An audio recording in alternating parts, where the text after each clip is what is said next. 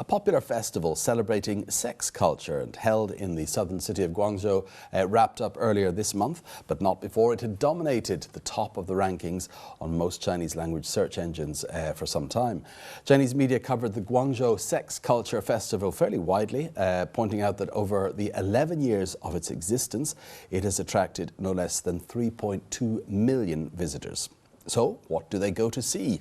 Well, entertainment includes performances by pole dancers, the odd appearance by an adult movie actress, the chance to buy sex dolls, toys and special DVDs, or have photos taken with scantily clad models, even buy discounted condoms. The festival is the brainchild of a now famous sexologist and former government family planning official, Zhang Feng. He also blogs and writes on his favourite topic under the name Brother Feng.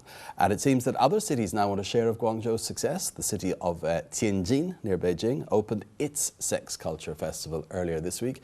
And in fact, there have already been over a dozen similar sex culture themed festivals or exhibitions held around China this year. So how did a once famously prudish society come to embrace sex culture so openly? And how does China's online community feel about the trend? Well, to find out, let's cross over now to our researcher, Julia Liu, in the newsroom. So, first of all, Julia, I see that the pioneer of that longest-running festival, the one in Guangzhou, is actually a former government family planning official. Is this the norm? What sort of backing is there for these festivals at an official level? Well, from what I can see, most of these festivals have a link or at least a relationship at some level with the local government family planning departments. Or in fact, they're often co-funded or sponsored by the local family planning department in conjunction with some of other institutions that studies or researches sex-related issues.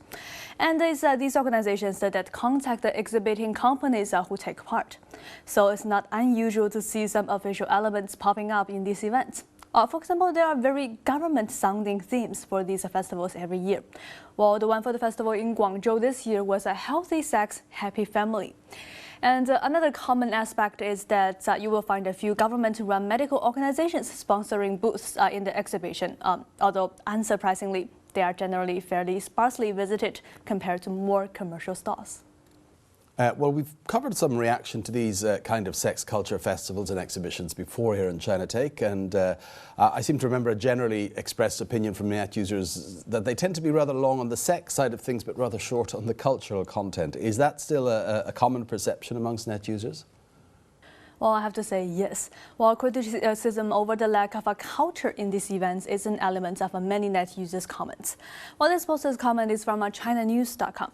Well, just look at the pictures that are spread online after every such event is held. Thousands of visitors, nearly all camera-toting middle-aged men, pour through the aisles in search of any visible flesh.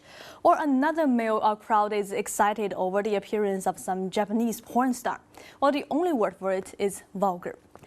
But some point out that that is the point, that the festival is at a basic level held to make a profit. This poster says on social.com.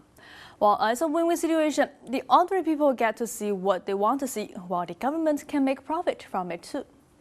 But it's the companies involved as exhibitors that benefit the most, at least according to Chen Yingping, who says on Sohu.com. Well, I'm stunned by the promotional ploys used by some of the exhibitors. Well, pole dances, transgender runway show, well, models scattering free condoms in the air. And it all worked. Well, just check the reports of how many toys, condoms, or whatever products were sold.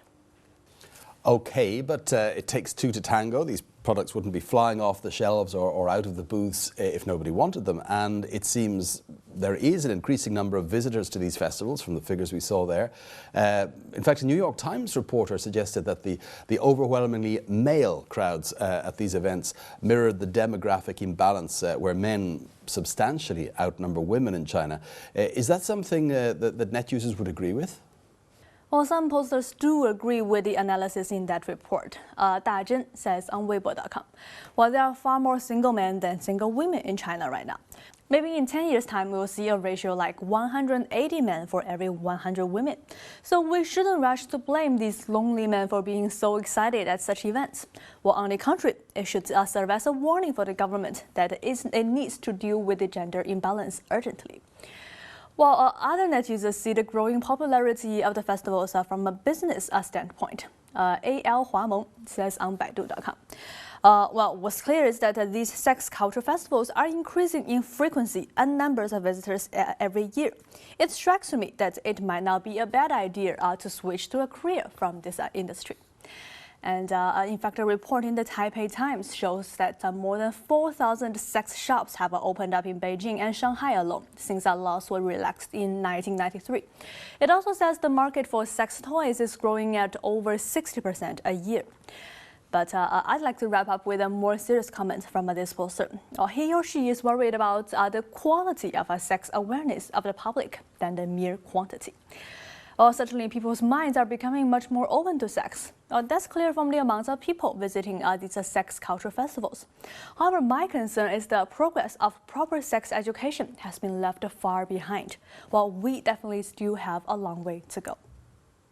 Okay, thanks for that, Julia. And that was China Take researcher Julia Liu with some online reaction there to the recently wrapped up Guangzhou Sex Culture Festival, and indeed the increasing prevalence of those sex exhibitions or festivals in Chinese cities. Next up on China Take, some of the top trending phrases on China's most popular search engines.